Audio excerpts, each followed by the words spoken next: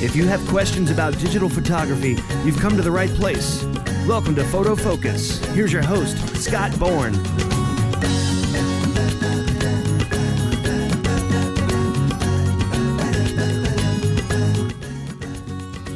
Thank you for joining us on another edition of Photofocus, the original Q&A podcast brought to you by Adorama.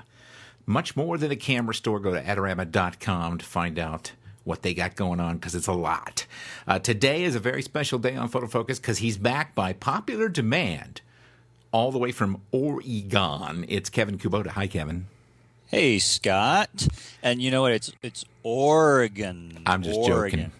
I know you know, but I'm just make sure the listeners know because we're very sensitive about people mispronouncing our state. It's like the most mispronounced state, isn't it? Yeah.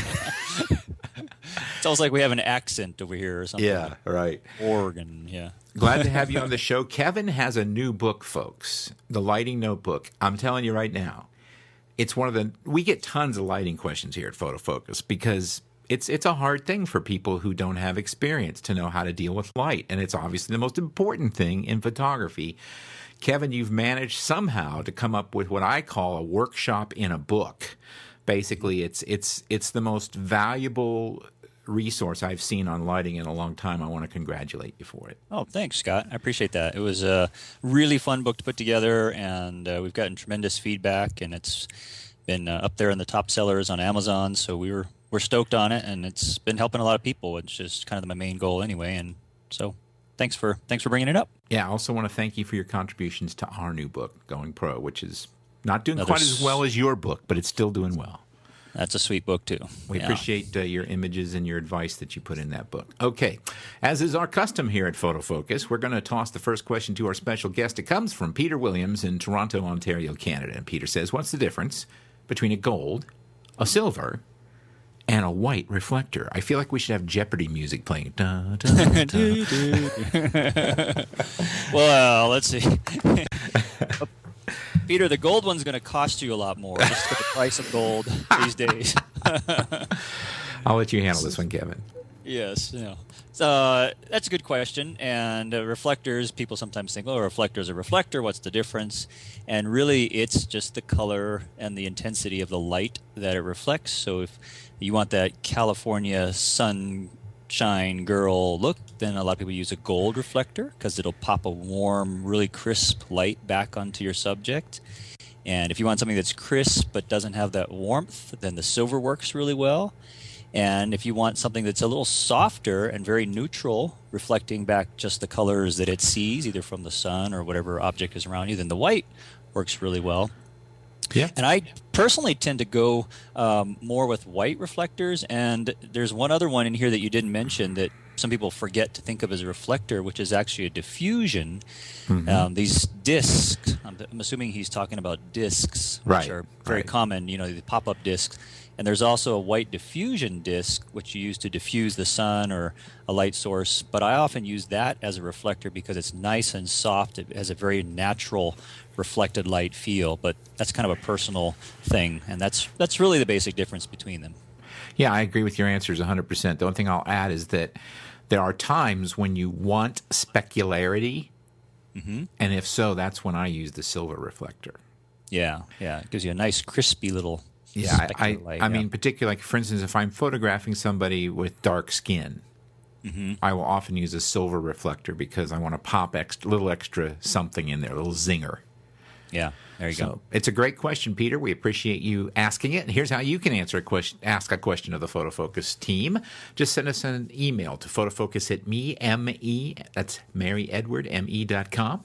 We cannot guarantee we'll answer your question on air because we get thousands of questions, but if we like it, if it's short, if it's pithy, and if you tell us your name and town in particular, you will increase your chances. Although the staff has been a little reticent lately to exclude people because they didn't give their town. I'm going to have to get on them about that. But Peter gave us his town. He was from Canada, making us internationally beloved right off the bat, Kevin. Whoop, whoop. Yay, all right. Canada. The second question comes from Herman Goldman in New York City. Says, I know you shoot a lot of video. I think he's talking to me, Kevin, but maybe you do too. is it better to use a DSLR or a dedicated video camera? Are you doing any video work, Kev? We are doing some video work. Yeah, we're doing a lot of video for recording tutorials and things we do, and also for some of our events we shoot video as well. Personally, I use a DSLR because I like the lenses that I can use and the ease of use. But what do you use, Scott? Well, I use both. I mean, the DSLRs are a lot of fun. You can do some very creative things, but I've moved to using some dedicated video cameras for the bigger projects just because you don't have to mess with, kind of gearing them up. They're just ready to go. You don't have to add stuff to make them do the things that you need them to do. You have to attach a device that lets a microphone attach to your DSLR, for instance, whereas that's already, there's usually an XLR connector on a dedicated video camera. I like the Canon XF series. That's what I've been using a lot. But I do have a C300 on order. Oh, C300. That's a fancy name for something new that I don't know about yet. Oh, that's the new kind of like, not really a competitor to the Red camera. It's in that ballpark. Oh, okay. It's 15 to 20 grand, and it's a monster. But I think you can make wonderful video with the DSLRs, but it's a lot more work. And it's particularly hard with focus. That's the thing most people have trouble with, Kevin. Yeah, getting the focus just right and maintaining the focus is tricky. You got to have a focus puller. The viewfinders are tricky to use. A lot of people put a special viewfinder over the back of the. I use a Zacuto's viewfinder. Yeah, Zacuto. Yeah, that's what we use too, and that helps a lot. It makes it a lot more manageable to get your focus just right. I wouldn't even think about shooting a lick of video without it. It's the number one accessory I recommend: the Zacuto Z Finder or a variant thereof. I really think that helps. But the big issue is focus. Now, everybody likes these cameras because they can use a really shallow depth of field. But that means it's hard to focus. Yeah, absolutely. It's kind of ironic too, is that when they first started using them for video, everybody was so excited because they were lighter and easier to use, but then you have to attach all this stuff to them to make them actually work, with your microphone inputs and your racks and your rigs and all these accessories. That it ends up being as bigger than a normal video camera anyway once you get all the stuff on it. Trust me, I know that all too well. Let me tell you, they say it takes a village. Well, it does take a village to shoot video. Yeah. I mean, it is the most eye-opening experience to me a few years ago when I did my first serious, like as in for money, video project down in Florida. I mean, you got to have a crew. Yeah. You really do. It's just not, I mean, as still photographers, we're used to kind of maybe one assistant, but generally it's more of a solo practitioner kind of thing. But boy, not with video. You got to have grips, you got to have people to pull the focus, you got to have all kinds of stuff. So anyway, I think it depends on what you're doing, Herman. That's the main answer, which that's the answer we give to almost every question here at Photofocus, but that's the primary answer. All right, let's move on to Dean Blowers, who hails from Stoke, England. I have no idea where that is, but thank you for the question, Dean. He says, when people say to put your camera and lens in a Ziploc bag, so the condensation forms on the bag, not the lens, do I need to put just the body and lens that is not in my camera bag in the Ziploc bag, or all of the lenses that I will be using on that shoot? I think I'll take this one, Kevin, because I've talked about this before. I don't see you going out and doing like lots of weddings or anything at Yellowstone in the winter. Not too often. And the Ziploc bags, unless they have a special logo on them, I just won't touch them. There you go. They've got to be branded, Yeah, if you're carrying stuff into extreme environments, whether it's in your camera bag or not, you may want to put everything inside Ziploc bags, Dean.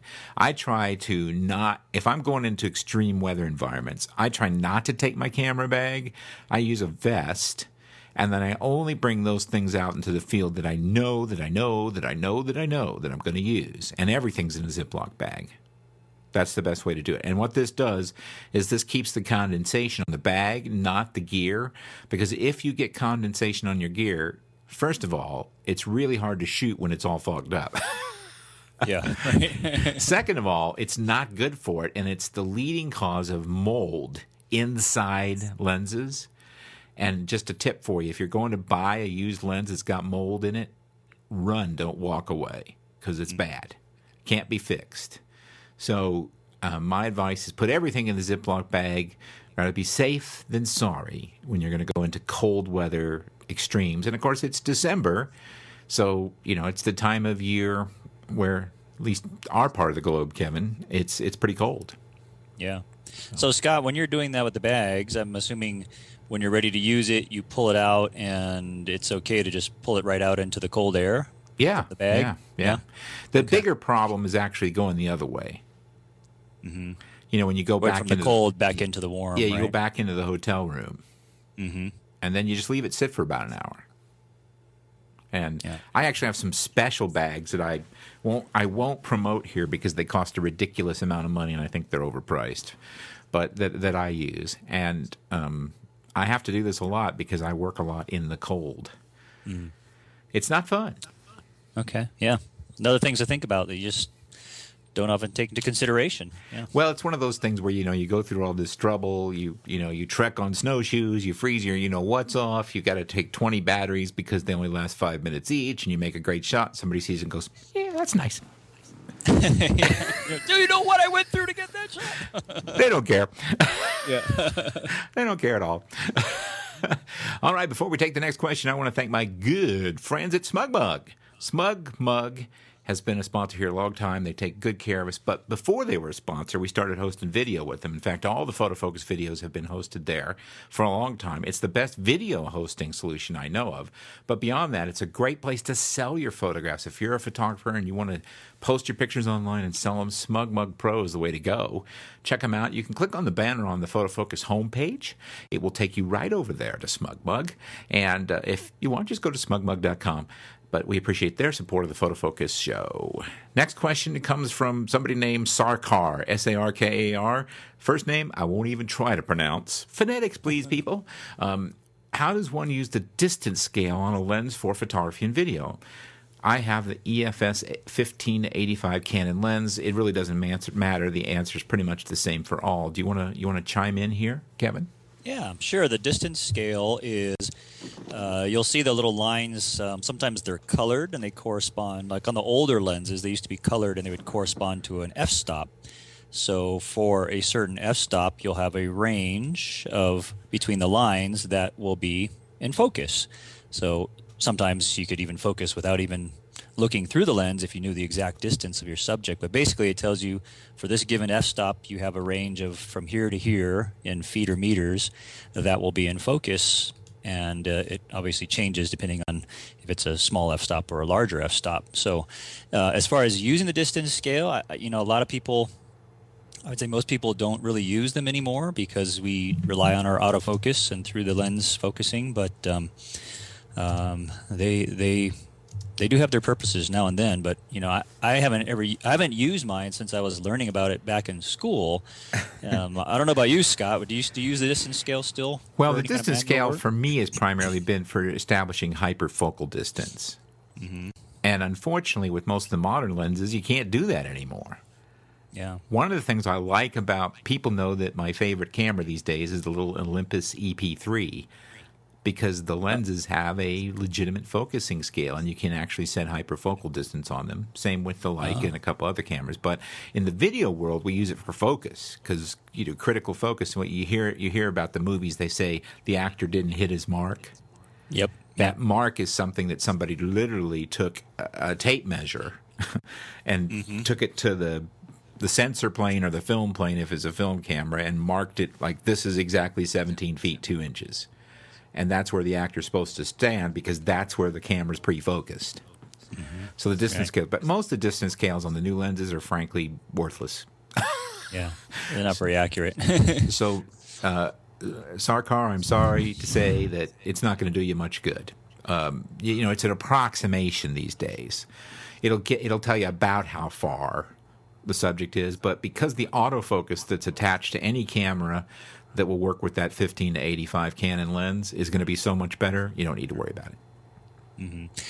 One way it could come in handy if you're, for example, if you're shooting portraits, and you're shooting a group of people, say you're doing a family portrait and you've got a group of people and you've got, 3 rows deep of people, if you know that you are approximately, there's about 4 feet between the first person and the back person, and or you measure or you could estimate it's about 4 feet, then you have to pick an f-stop that'll give you at least 4 feet in that focus range, and then you focus on the person right in the middle, and then the person in the front all the way to the back should be in focus at that f-stop. And that's kind of one way you could use it. Well, that's sort of a variation of hyperfocal distance. The problem is it's kind of hard on these new lenses to see where that is, Kevin.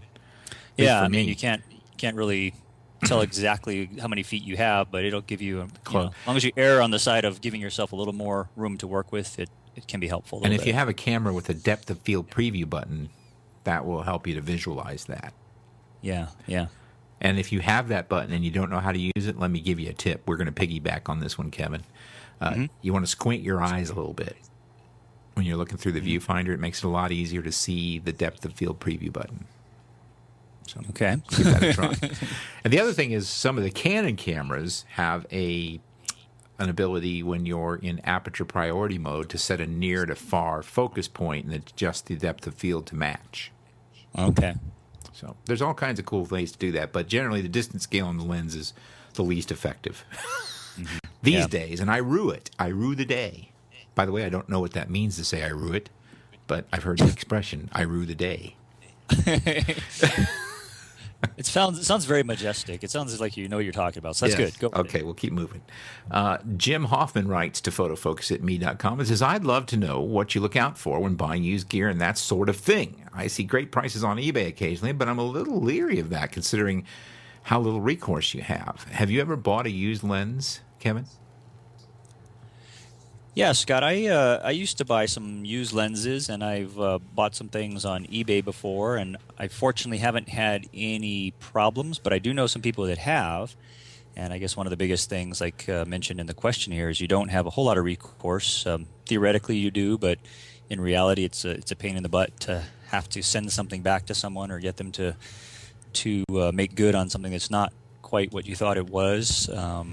I think if you're going to buy used, probably buying from one of the dealers that gives some sort of a warranty on it, lets you check it out and make sure it's all good before you're 100% committed to it, might be a way to go. Yeah, I agree with you. I think you're always going to be safe if you buy from a reputable, nationally known camera store like Adorama or one of the companies that specializes in used, another one called KEH, has got a good reputation. I think if it's a person known to you, that's also safe. I think eBay can be safe if the person has a really good long-term reseller rating. For instance, they've been on there for 5 years and they have a 99% positive feedback, something like that. I think you're safest when you buy from the big national camera stores. And you're also safest when you buy refurb, which you can also do sometimes from the manufacturer. Yeah. Sure. Closer to new, but... Yeah. Right. I don't think there's a problem buying used. The things to look for are if somebody says that they've rarely used the lenses and it's got tons of wear and tear, that's a problem. If there's dust or mold inside the lens, I wouldn't buy it at any price. Look for worn out connectors. For instance, the place where the lens screws onto the camera, on a camera or a lens where there's been a lot of use, that'll be worn. The bushings will be worn, and that can be problematic. Look for zooms that are loose. If they rattle or shake or they're loose, that's never good. Zooms are always more problematic, by the way, than fixed focal length lenses. When you're buying a used zoom, you need to be more cautious than when you're buying a used fixed focal length lens. Check all the buttons, dials, etc., and take test pictures if you can. Now, you can't always do that when you're buying through the mail, obviously, but if you're local, put a piece of newspaper on the wall, take a picture of it, make sure the stuff's sharp edge to edge and it works. Yeah. On some of the cameras too, they actually keep track of the shutter activations in the camera settings, and you can have somebody tell you what that number is. How much it's been used. Somebody smarter than me, because I can never figure out how to do that. Yeah, it's in some of the cameras and buried in the settings. You get about this camera, but I don't think that can be fudged, but maybe it can be. Well, if they can fudge the odometer on a car, they can fudge the shutter activation switch on a computer. Right, Okay, let's exactly. move on to the next question from Marty Grassi. Marty says, I love to take photos of great egrets and snowy egrets we have in New England during the warm weather. They are so white, I have real problem getting any detail in the feathers. By the time I reduce the exposure enough to get detail in the feathers, the rest of the photo is way too dark. What do you suggest? I know this problem well because I photograph lots of snowy and great egrets, but I want to do something fun here. I want to equate this to something that my guest host, Kevin Kubota, knows very well. The white dress that a bride wears is often the whitest thing in a scene at a wedding, and often many stops brighter than the surroundings. So, Kevin, what did you do as a wedding photographer to hold details in the whites?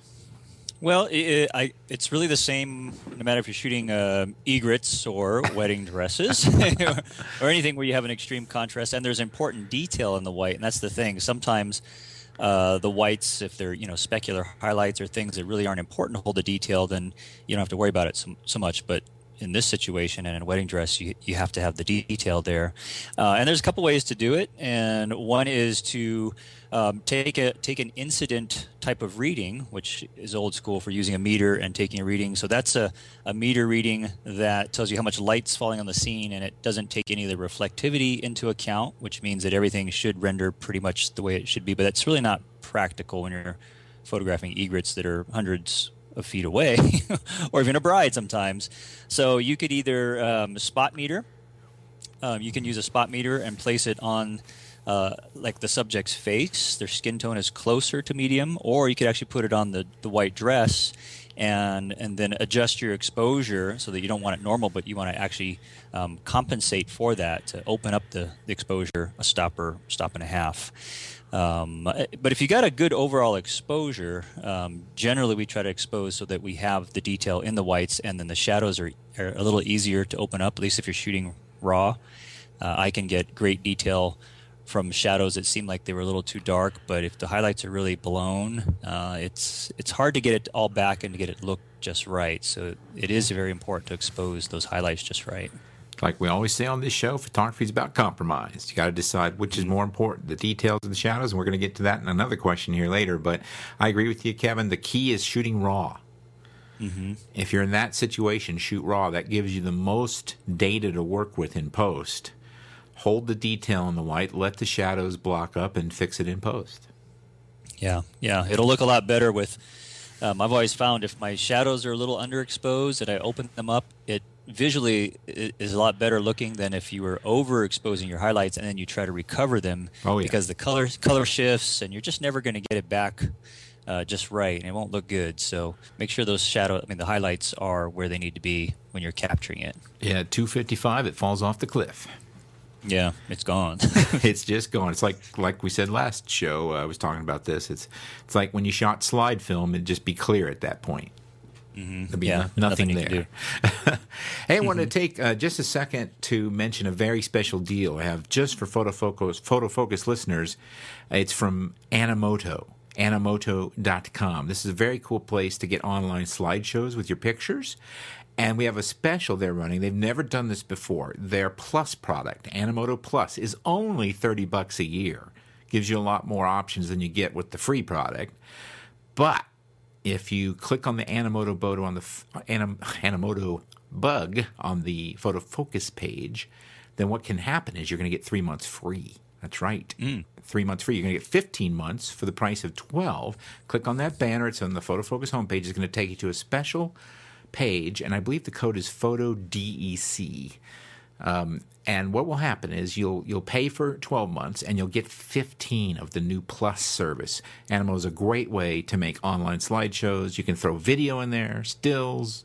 They got music for you. You can use your own music. It's extremely cool. It's extremely fun, and we like it. It is fun. Yeah, I use Animoto a lot, too. I love it. It's great. It's the best way to go. So check them out, and we appreciate their support of the Photofocus podcast.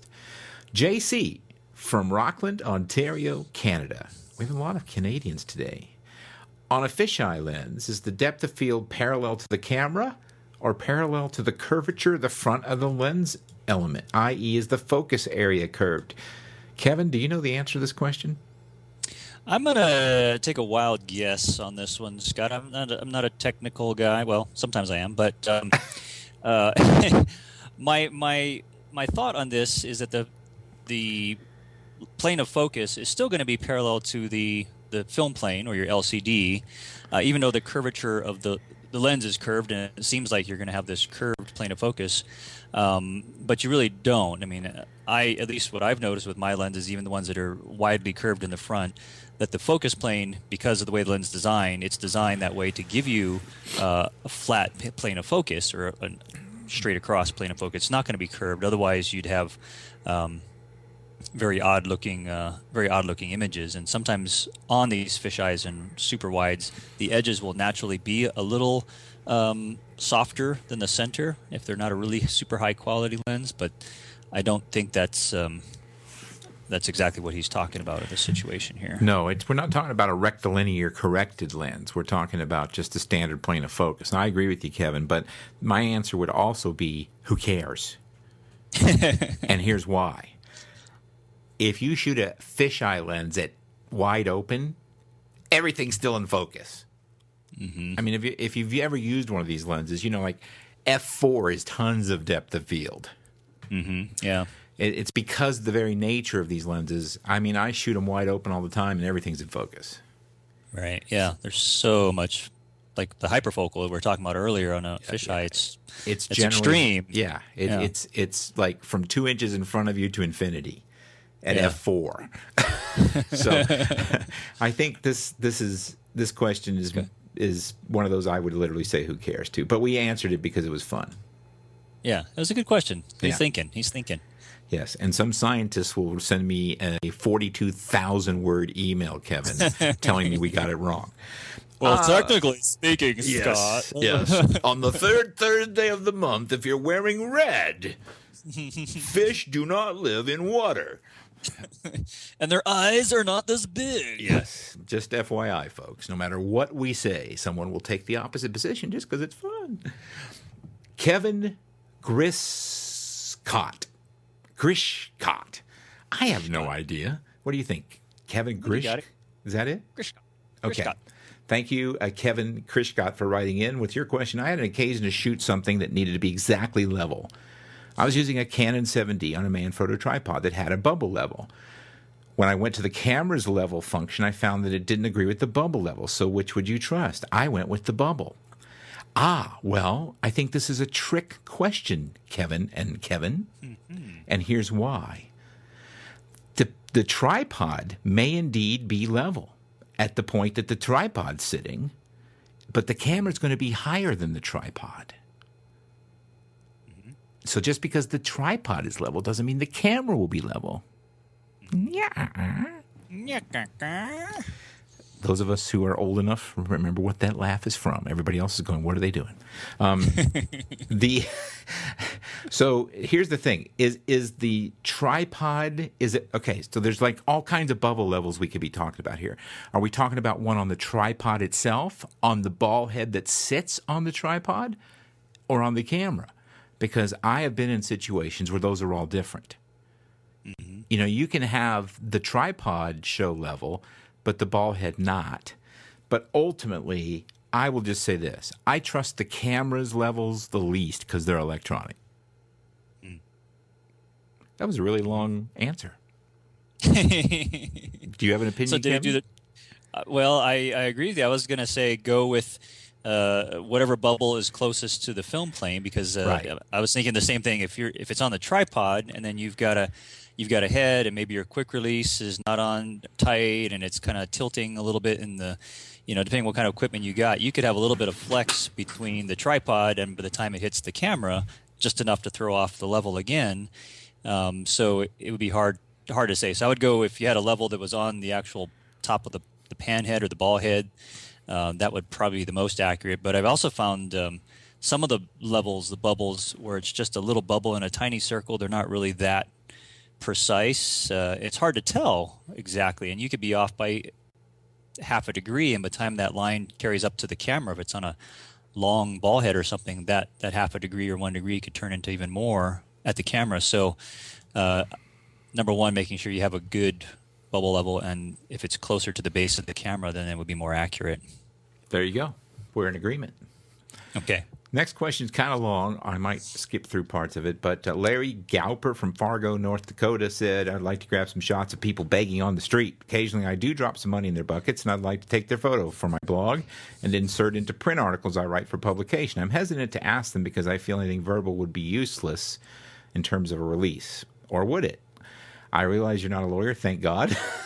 The other day you talked about shooting people on a public street.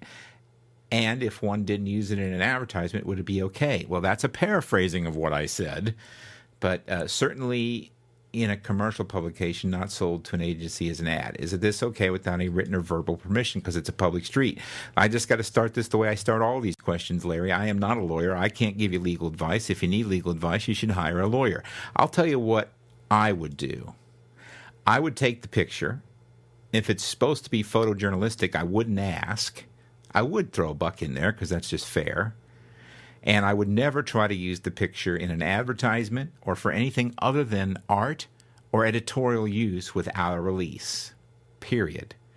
You can't, and no agency will ever buy this picture, Larry, without a release. So you don't need to worry about selling it to an agency because they ain't going to buy it unless you got a release. It ain't going to happen. Yeah. And the part about the verbal release being useless, it is useless. It doesn't matter how much they promise you it's okay. It really is useless. If it isn't in writing, it isn't real. So the general thing that I tell everybody is whether you need it or not, it's always best to get a model release. Yeah. But depending on where you live, and we have people from probably 24 countries listening to this show right now, the laws are going to be different. And then within the country you live in, the various jurisdictions, the prefectures in Japan or the states in the United States are all going to have their own different local laws. For instance, laws in Paris about this are much stricter than they are in the United States, likewise in the United Kingdom. So I think if you're thinking about this, you need to contact someone who practices law in your jurisdiction and ask them. But I'll tell you what I would do, and I told you. All right, let's take the next question. This is another one. This is from Ken Jansef. I hope I'm pronouncing that right. Ken is a regular listener to the show, I believe. I inadvertently left my 32-gigabyte SanDisk CF card in my pants, and they went through the wash. We call that pre-Alzheimer's, Ken, and I definitely have that same problem. That's sad because I've done that years ago. Well, so, that's the point. We're all going that really direction. Early onset. Oh, yeah, no. Early onset. He says, I have heard 3 different views on this. The card should be fine. People say they reuse them with no problem. The card should be fine, but if you're doing paid work, you might think twice about using it. The card is toast and should be thrown out. After a week sitting on my kitchen table to dry, I put it in my 5D Mark II today. Card formatted fine. Took 15 or so test shots. All was okay. Being it was a fairly expensive card, should I trust it? Take a few minutes to cry about it and throw it away. What do you think, Kevin Kubota? What do you think about this? Well, I have to say, from my experience, because I have done this exact thing and pulled cards out of the wash and let them dry out, and I reused them, and mainly because at the time I didn't have enough money to go buy more cards, so I said, heck, if it's going to work, I'm going to keep using it, and I never had any other problems with it. So that's my experience. Now, whether that's what we really want to legally recommend to you if you're shooting paid work, I don't know about that. I mean, I think it's always better to recommend being safe if you can afford to save that for things that are not paid jobs or not quite as critical. But they are pretty sturdy, and I used to in my workshops when I was trying to make a point, you'd take flashcards and I'd throw them on the ground and stomp on them and put them back in and use them just to prove to people that these are pretty sturdy devices. Again, that's not something I recommend doing, but the way they're designed, there are no moving parts, and generally, once they're dried out, if you didn't get any crud in there on the contacts, they should still work unless there was extreme heat that they were exposed to, like in the dryer, which could have fried some electronics. So that would make a difference. But if it's working fine, my guess is that it will work, but it may have a shorter lifespan. Yeah, that's reasonable. I've done this too. I've used the cards for years, no problem. The good news is that on certain high-end cameras, the DSLRs, the Pro DSLRs, they now are coming with multiple card slots, and you can usually configure those so that they write simultaneously. Yeah. So if it's a once-in-a-lifetime deal or you're getting paid for it, I like to figure them so they write simultaneously in case the very odd thing of a card failure were to happen. I'd have another one working. But I haven't had trouble with cards since the IBM microdrive days. Oh, don't say that word. That makes me get the cold shivers just thinking about. That sound you hear is thousands of people Googling IBM microdrive trying to figure out what the heck I'm talking about. But yeah, those were problematic. But once we moved to solid state, no issues. I mean, I will say this. SD cards, not so much. SD cards are a lot flimsier. I don't trust them as much. I don't like them, and I know a lot of people do, and the world's going that way, and too bad for me. But I think you're going to be fine, Ken, particularly if you've done everything that you told us you've done. But if it comes to like you deciding to do a paid job and relying on my advice, I didn't give you that advice. Yeah. There's also another good tip too about just make sure everybody knows to label your cards. You know, Yep. Give them a number or a date or some sort of ID, so that way if you have multiples, you can always make note. This was the one that went through the dryer, and then if you start to have problems, you can trace it back to that card. Yeah, I used to put a W on mine that'd been wet. Wet. Yeah. I had a code for stomped on by a cow and one that was flushed down the toilet. That was an F for flushed down the toilet. Ooh, No. that's pretty bad, pretty sad. Before we go on, I do want to take just a second to thank Tenba messenger bags. I've used them a long time. They have saved my bacon more than once. They kind of look like a briefcase, which is something I think is cool about them, because you can't really tell they're a camera bag, so people aren't as interested in snagging them. That said, they don't hold a ton of gear, but they'll hold a laptop and a camera, or a couple of camera lenses and a camera body, whatever. I really like them. They're sturdy as all get out. And there is an ad for Tenba messenger bags on the Photofocus.com homepage with a cool video, so check that out if you're interested, and thanks to them for their support of the show. Let's take the next question from William Johnson in Los Angeles, California. He says, I'd like to break into wedding photography as a business. Do you have any tips on how to go about, 1, getting experience, 2, getting gigs? Well, let's talk to one of the world's foremost wedding photographers and highly recognized, awarded, and plauded, etc., Kevin Kubota. Hey, well, it's not that hard to get started. It's a little harder to kind of keep your business, but getting experience, the way I started it was offering my services to other photographers and to friends as a sideline shooter at a wedding. And one of the important things, I think, to making sure that long-term that you have these photographer friends in the future is being real clear about what you're doing and what you're going to do with the photos. And I would suggest, say, contact a local photographer, say, can I tag along on a wedding? Can I shoot, be an assistant? But make sure that you're real clear that you're either just going to give them all the photos you take, that you're just shooting it for the experience, and you're not going to be taking these photos and using them on your blog like you shot this wedding, because that will really upset a photographer. And a lot of times, if you're willing to do that and just hand over the images and you say, hey, I learned a lot today, thank you, and you move on to the next, a lot of photographers will let you tag along as a second shooter or an assistant if they're needing somebody. And that's a great way to get experience. And then you need to get gigs. So then when you're ready to actually start booking jobs, you actually have to show photos that you took on weddings that you did by yourself. And the easiest way to do that is just to offer your services to friends or family, anybody who can't really afford a photographer or wasn't thinking about getting one, and say, hey, I'll do it. I'm not going to promise you anything. I'm not going to charge you anything, but I want to get experience and use the photos. And that's anybody can get a wedding job that way. It's not a job because you're not getting paid, probably, but it's a pretty quick and easy way to get experience and to get started and then build a portfolio.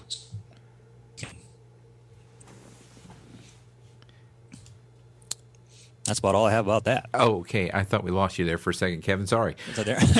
I agree with everything that you said. Getting gigs is really about networking more than anything else.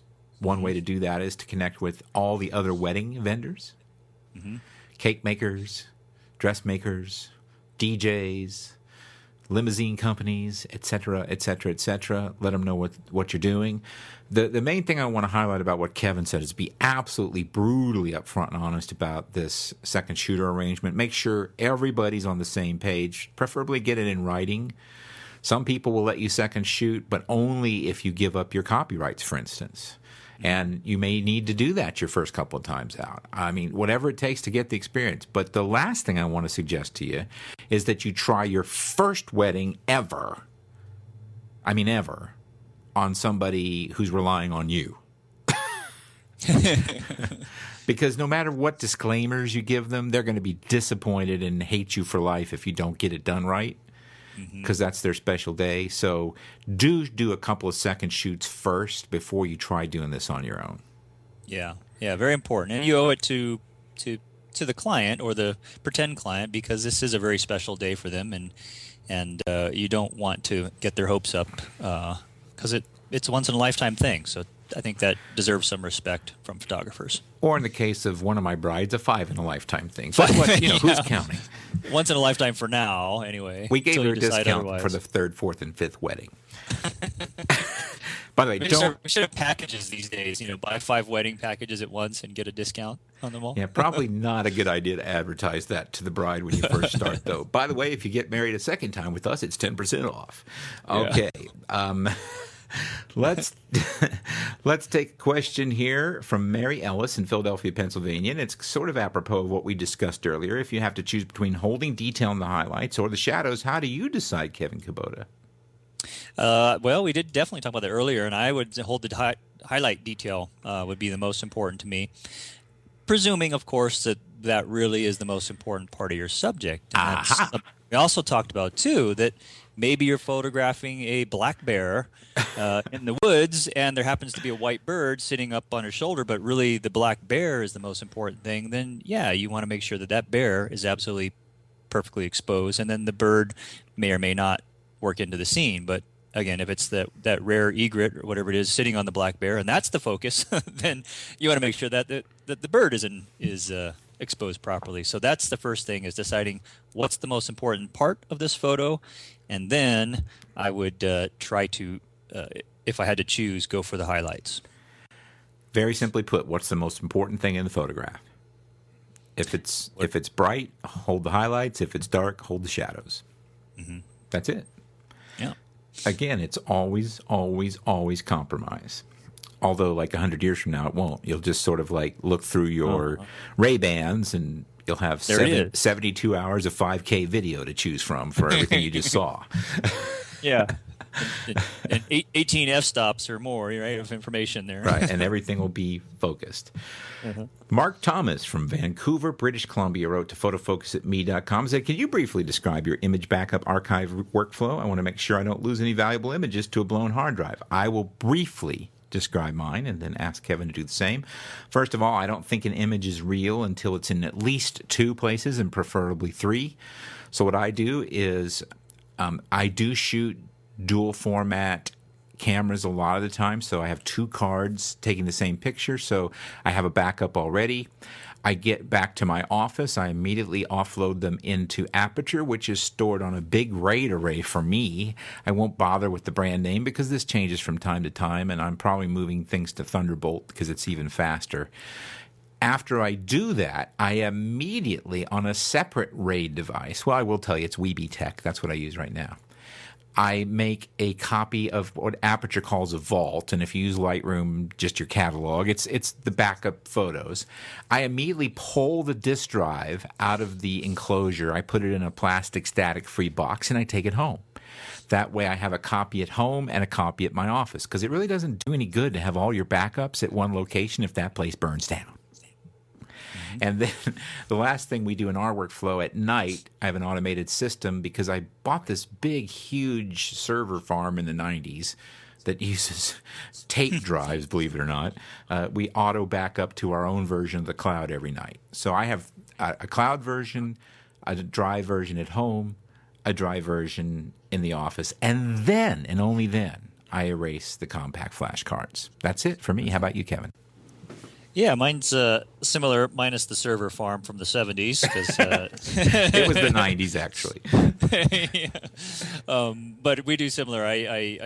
Whenever I can, I shoot two cards in the camera. One's backing up the other, so you have all the images on two cards.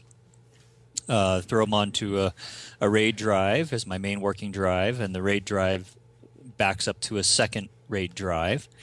And I make sure that I have those. Now, we used to, for our weddings, we'd also burn a DVD of everything, of all the original files. I don't burn a DVD of my edited files as long as I have the original RAWs on a DVD, and then that's what we take off-site and just store the DVDs back at my home, and then the hard drives are at the office. And then once I verify that it's in at least two other places, then I clear the cards. So it's pretty similar to what you're talking about, just minus the farm and the farm animals and all that sort of thing. Okay. Just want to mention a couple of quick items of business here. First of all, we publish on the 5th, the 15th, and the 25th of the month. That's when you can hear the show. And over at photofocus.com, 7 days a week, 365 days a year. You can send in your questions to photofocus@me.com.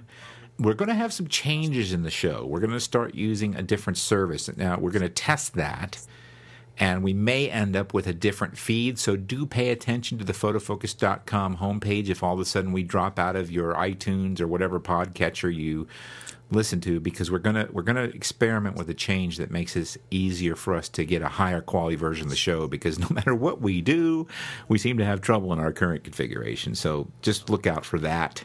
And lastly, I want to mention our final sponsor today is borrowlenses.com. If you need to test out gear before you drop some money on it, that's a great way to do it. Borrow it from them first. Or if you just want to go to a once-in-a-lifetime trip, maybe to photograph bears in Alaska, and you want to rent an 800 rather than spend 15 grand on it for a one-time event, that's another way to go. You can check it out at borrowlenses.com.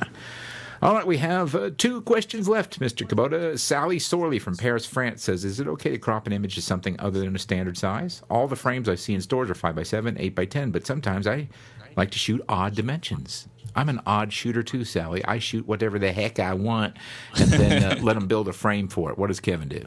Yeah, it's okay to be odd. My goodness, yeah.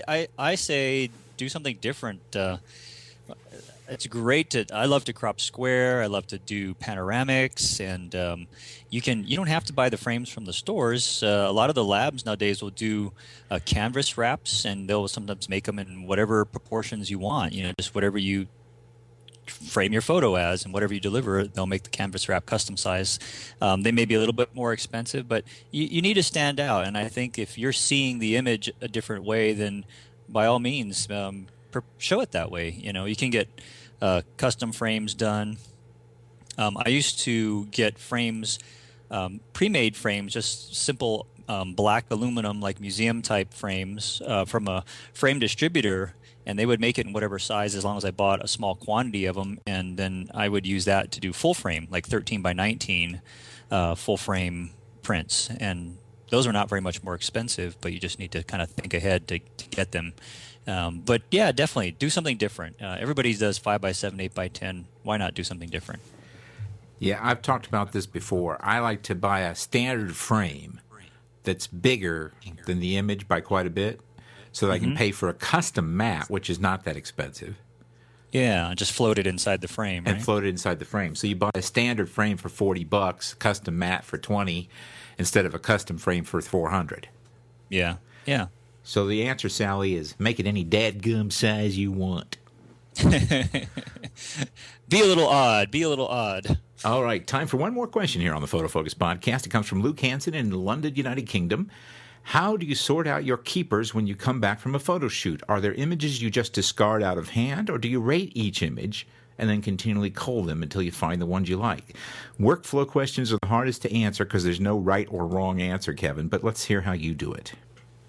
I do a little bit of a combination of both. I go through and I will make a pass. I use star ratings in my workflow system, so I'll go through and I'll tag everything that I like that I think has potential as a 1 star, and then I do go back through. I hide the other ones, get them out of my way, and then I'll go back through and start rating them up depending on how much more I like, and compare similar ones where I can spend more time comparing similar images, and I'll pick the best and bump that up to a 2-star. So I have a system of what each star means depending on where it is in my editing process. But to answer your question, I do go through and work my way up to the final images.